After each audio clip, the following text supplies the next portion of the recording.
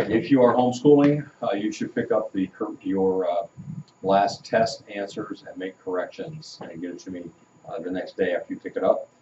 We were talking yesterday about the developments that took place in this country during the early part of the 19th century in particular.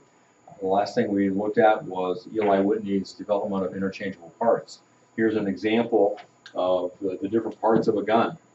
And you can imagine, let's just pick out this piece right here. If that wore out, you couldn't go buy that piece to put back in your gun. You'd have to find someone that could make a piece that would fit exactly that, or just buy a new gun. So you can see the use of interchangeable parts really helped a lot to keep prices down on not only the total item, but on the pieces too that you might need, the different parts. All right, any comments or questions about interchangeable parts? We all take it for granted today, but you can try to imagine what it would have been like before Eli Whitney developed this concept in manufacturing. All right, another invention was the sewing machine. Again, consider that before this, women would have to hand sew everything, and then you come up with a sewing machine where this is going up and down quite frequently on how fast it was going, but so much more quickly than you could possibly do by hand.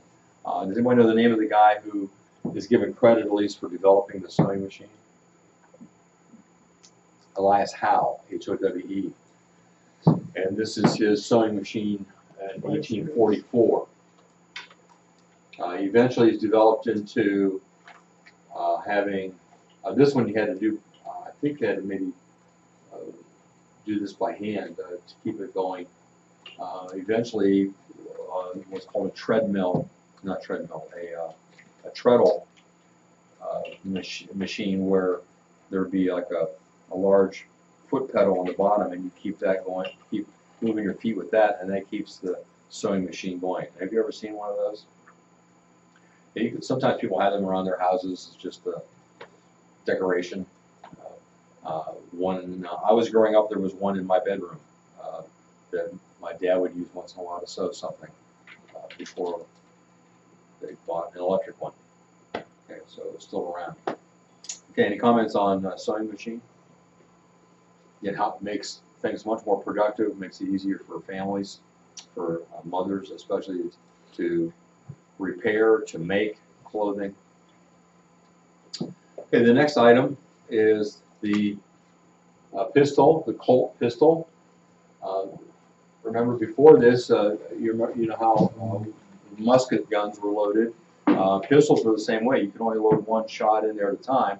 Well, then finally, someone came up with, when they came up with rifle barrels and bullets with cartridges that would fire by percussion rather than by a fire actually making an explosion inside the gun. Still, there were only single-shot pistols. Samuel Colt came up with what's called a revolver. You've probably heard of revolver. That comes from the fact that there's more than one bullet here, and that this revolves around, putting a new bullet in the chamber every time you fire. So you cock it, and the bullet's there, and then you cock it again, and the next one comes up. So it's called a revolver.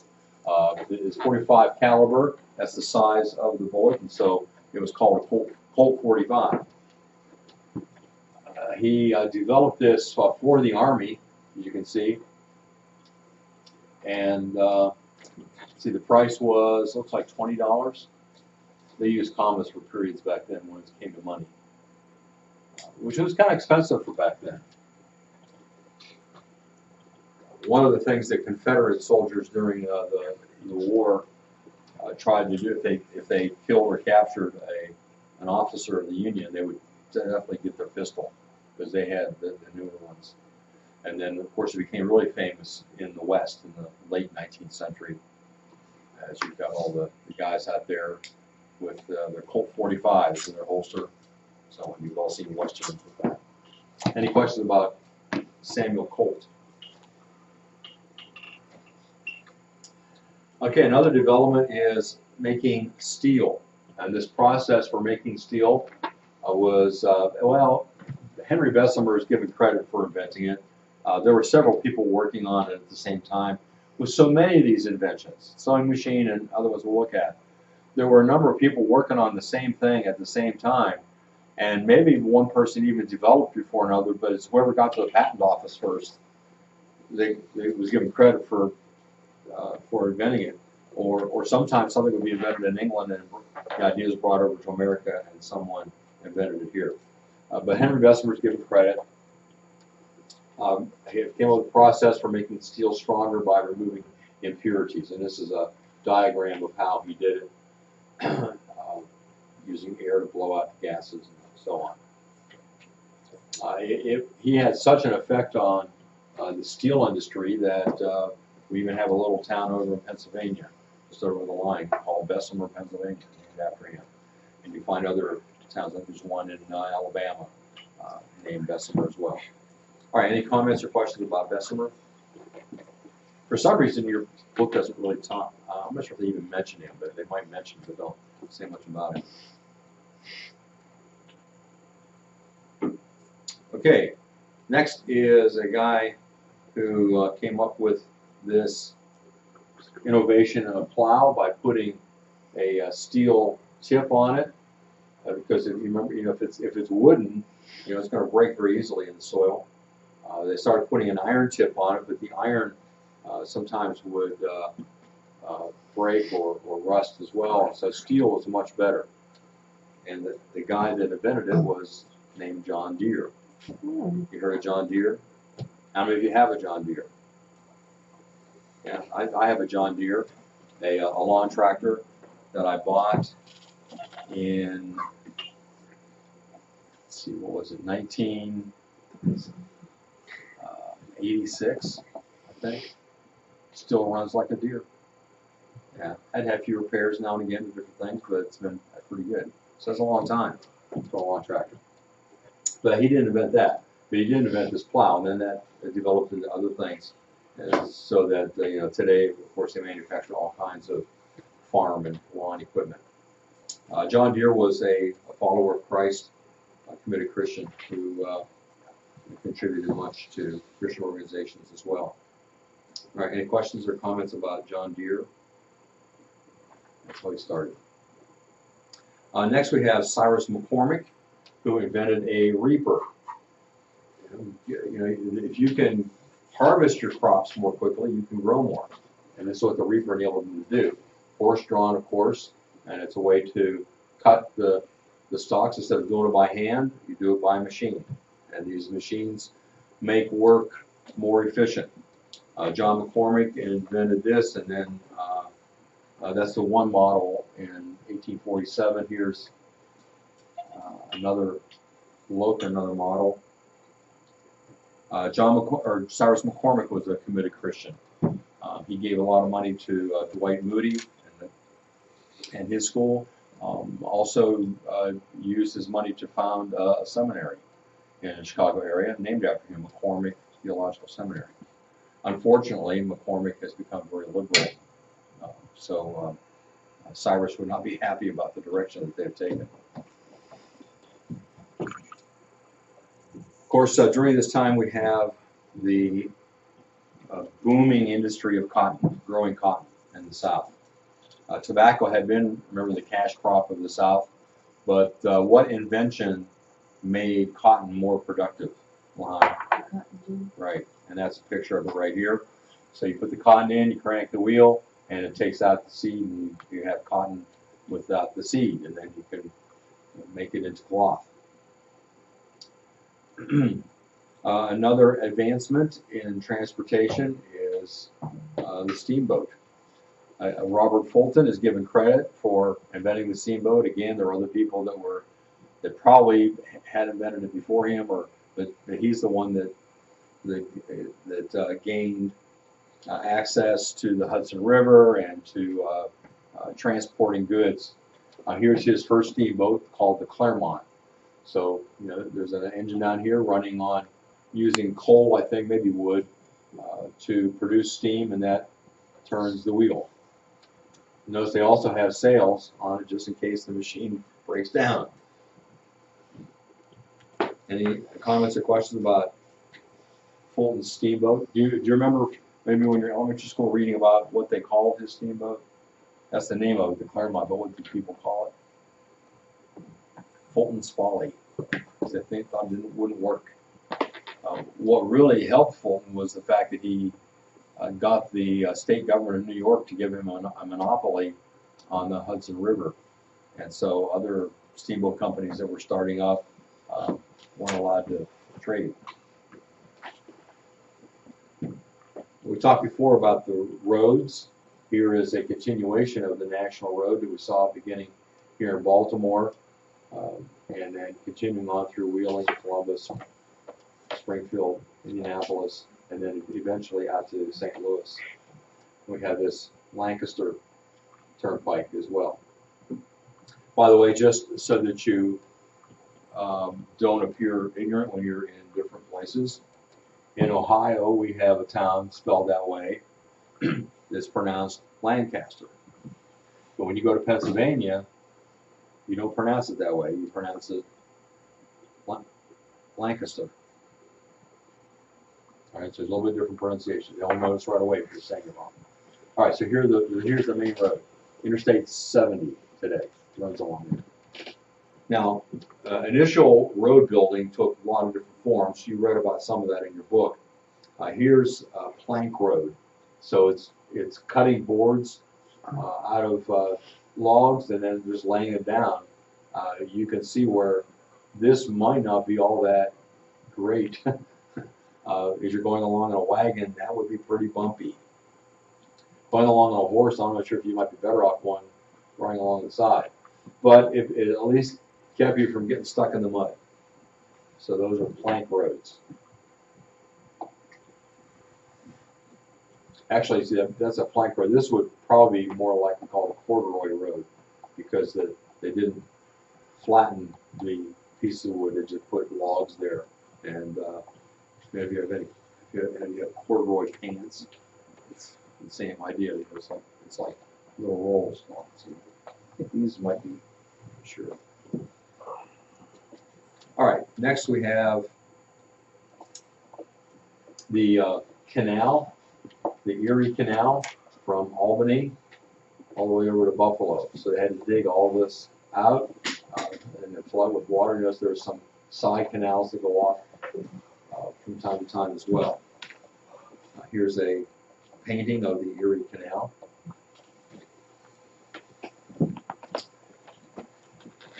And I try to embed a song here, but it doesn't seem to still be there. And it's actually blocking the view here. Let's see if it'll work now. How many of you ever heard the Erie Canal song? None of you. Oh. What are they teaching? What are they teaching in music these days? I've got an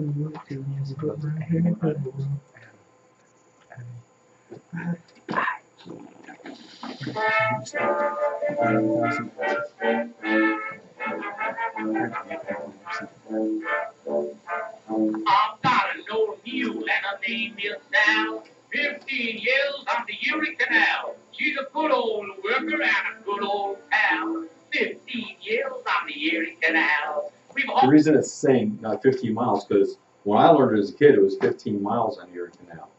But apparently, that's not the original. The original was 15 years. On the barges in our day, filled with lumber, coal, and hay. And every inch of the way I know from Albany to Buffalo. Low bridge, everybody down. Low bridge, we must be getting nearer town. All right, what is that talking about? Why is part of the song saying low bridge, everybody down? So what is he referring? What do you think? On the boats, so you want to get hit your head on the bridge when you're crossing under.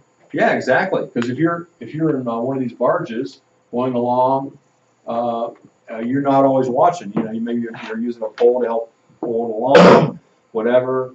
And so, what happens if your back is turned and you come to a bridge?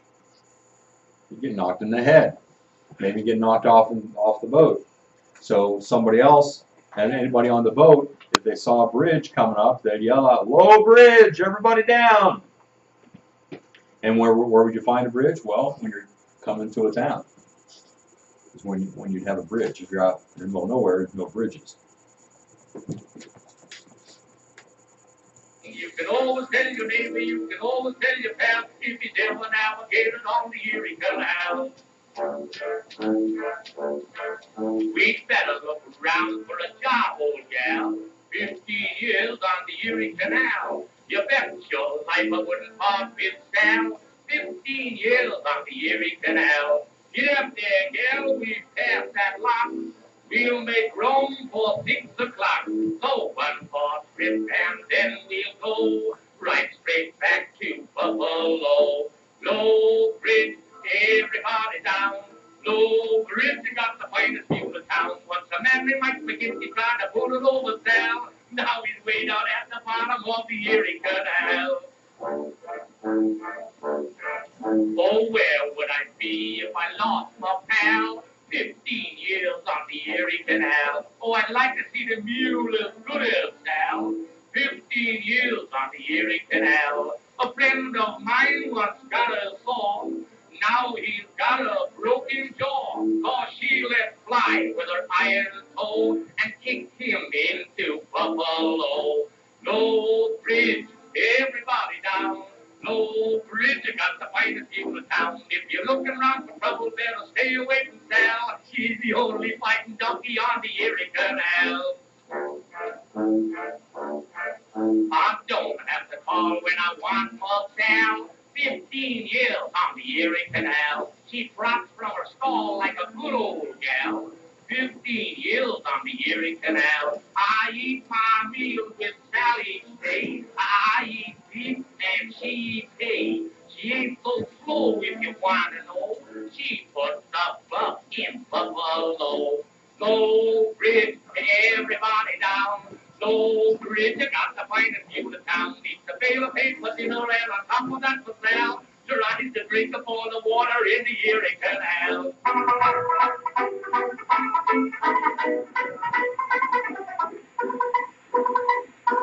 You'll sing all about my gal. 15 years on the Erie Canal. It's a darn cool city, Papa, darn cool Sal. 15 years on the Erie Canal. Oh, every man will play it good. Darn cool wife and darn cool children. You'll hear it sung everywhere you go. From Mexico to Buffalo. Oh, please, everybody down. Oh, breathe, if I can find a few now. He's a perfect lady and she blushes like a gal. If she hears you sing about her and the Erie Canal.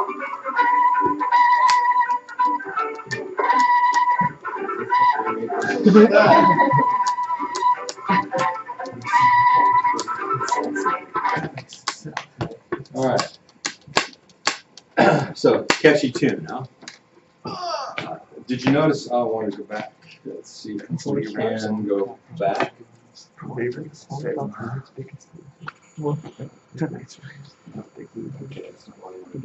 Did you notice the path alongside the Erie Canal where the mule would pull? Yeah. Anybody know what that's called? a path. What's the mule doing on the path? Pulling the boat, guiding the boat, tugging the boat. Yeah, and he's you can see here they've got horses here. Usually the mule pulling. That's called, because they're towing the boat. It's called a tow path. You ever heard of a tow path? Let's see what else. Mostly they're carrying goods from one place to another. Sometimes passengers. All right, any comments or questions about the Erie Canal? All right, so it seemed like a good idea. There's no river there, build a river, right? But what happened to supplant the canals? In fact, the Ohio Canal, I don't think was ever even completed. What made the canals go out of business?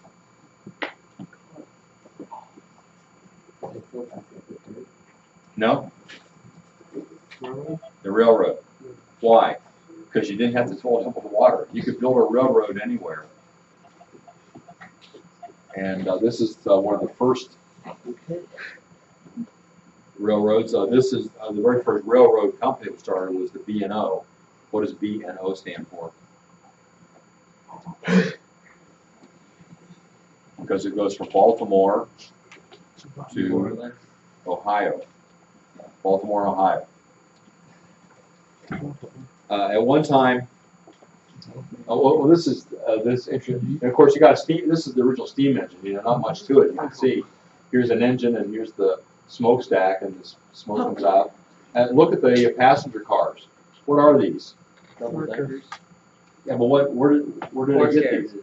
Yeah, they're like stagecoaches or horse carriages. They just mounted them on top of the railroad wheels, and then they put some space on top. Now, originally, before this picture was taken, when they tried carrying passengers, they would just have what's called a gondola. It's an open car that sometimes you see them carrying coal, things like that. And then they put seats in there, so people, or chairs, and so people are sitting on chairs just in the open like that. Well, one of the problems is that, especially if they're burning wood, sparks were coming out of the smokestack and landing on the people behind. So women were getting holes in their dresses, you know, they're on their bonnets, you know, the fire's starting. So they started putting little canopies on top to keep them from getting the sparks on them. Because the railroad was considered a real threat to a lot of people, especially those that were transporting goods by horse. They were challenged from time to time, and here's a painting done of a challenge between this railroad locomotive, which was called Tom Thumb, and a horse, the famous race that took place. Who do you think won? The horse won. But who won in the long run? The railroads, because it was so much more efficient to transport goods with a railroad. You can see here's an open car. Where they're sitting. Here's a little more recent model from what we just saw there, a locomotive engine. Anybody know what this is called?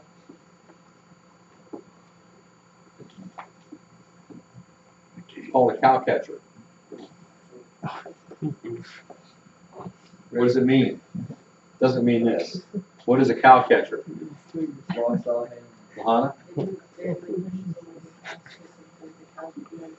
Yeah, exactly. Well, why not just have the front of the locomotive? Why is it shaped like that? Well, it might kill a cow anyway. But what won't happen if you have this to kind of scoop them out of the way instead of just hitting them? Joey? Probably like it'll probably stop if it hits a cow. Yeah, it might cause the train to derail. Yeah. If you hit it straight on. So this was developed in order to, I think somebody said, to scoop the animals off to the side. And of course came in handy when railroads got out further west for the buffalo as well, because they were always on tracks. Buffalo were a lot bigger than cows, so it may not have worked quite as well. Okay, here we see the railroads in operation in 1850 in green, and we can see the growth of it. So there's some down here in the south. You can see quite a few railroads up here. But then notice from 1850 to 1861, look at the tremendous increase of railroads in just 10 years. Amazing. And where do you see most of the railroads? What part of the country? In the north, right. And that's going to be important. What, Stephen? It said, okay, Joey. That's right. Oh, that's like congratulating. Congratulating me. You weren't mocking him? He was hyping me up. No. Okay. No mocking allowed. If there's be mocking in here, I'll do it. All right. Now, there's still an issue of getting goods from this part of the country all the way out to the west. Because you see the railroads are being built, but so far only to about here. So the only way to get goods from here to California was how? Horse. What? by boat, by ship.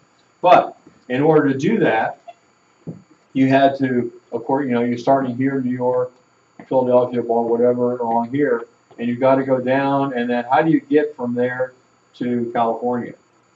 What route do you have to take? The Oregon Trail in a boat. Oh. Thank you. Devin, I have to go all the way around the southern tip of South you have to go all the way down around the southern tip of South America and all the way up around the other side. That's a long ways to go, and it takes a long time. Now, eventually, what would we build in order to cut off that? Right, the Panama Canal. But before that happened, the idea was to make ships faster. And so we developed what's called the American Clipper ship. You can see it has a lot more sails, it's a little sleeker, and it could go really fast. So that cut down the time that it took to go around South America by a lot. I couldn't carry as much cargo because it was a little bit smaller and lighter, but it could get there more quickly. That's a clipper ship. Now, we talked about Fulton before.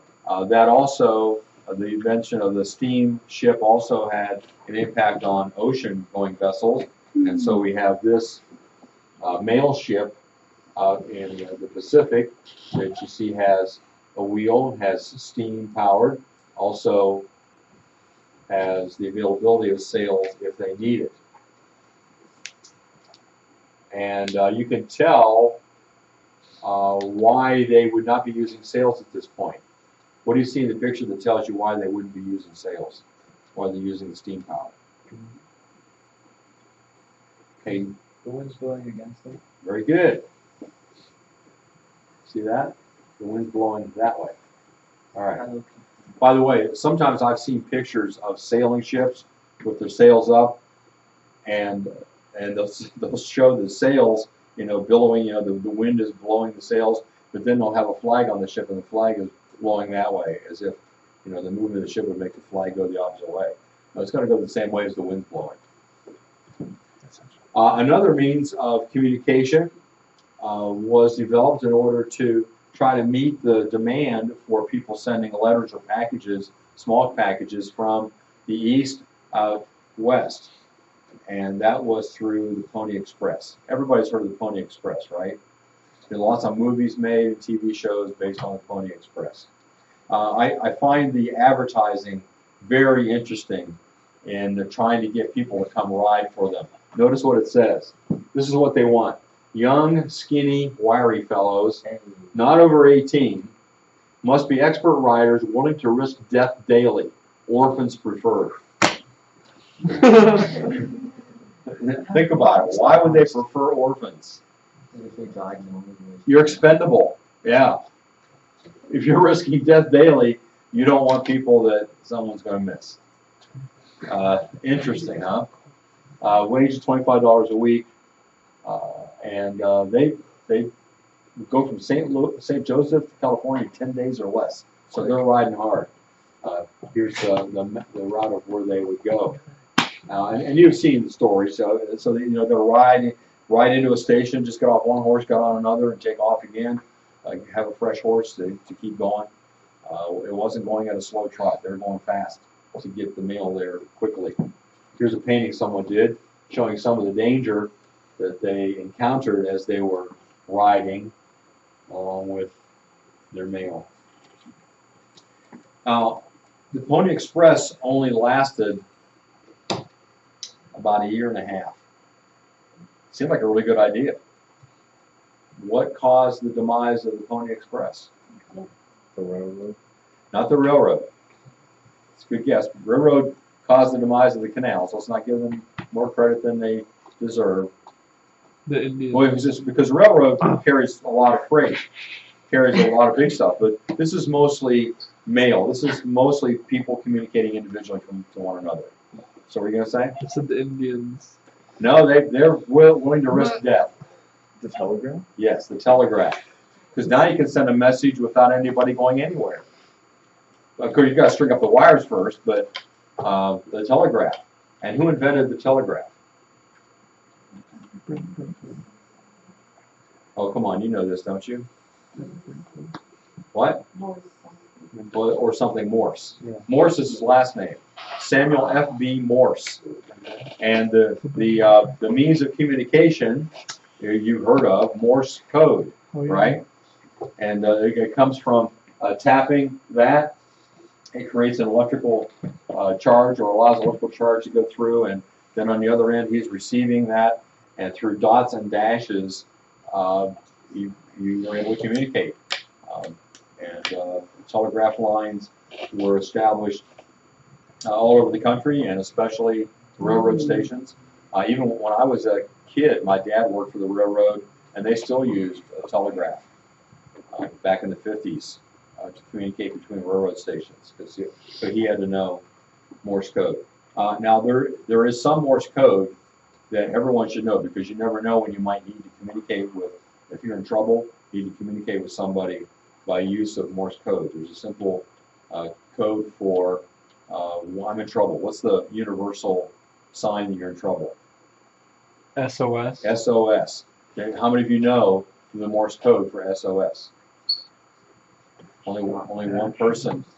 See, this, don't you agree that this is something everybody should know? Because sometimes people are stuck underground or whatever, and to be able to tap out SOS, or stuck in someplace where they can't hear you, but they can hear the vibrations. All right, do you remember what the SOS is? Okay, go ahead and tell them. I'll let you shine right now. Or do you want to tap it on your desk? Sure. It's like 3 taps, and then 3 slow taps, 3 taps. Yeah.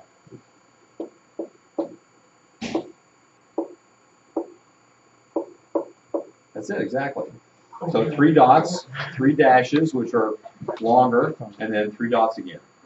3 dots, 3 dashes, 3 dots. SOS. Now, does anybody know what the first message was that Samuel F.B. Morse sent on his telegraph when he first set it up? Going from from Baltimore. This is what he sent.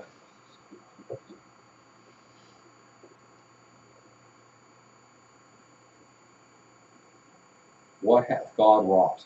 In other words, what has God done? He's given God the glory for his telegraph. All right, tomorrow we'll finish up looking at some of the social issues of the 19th century and see what kind of things happened there, as well as some of the arts we'll look at as well.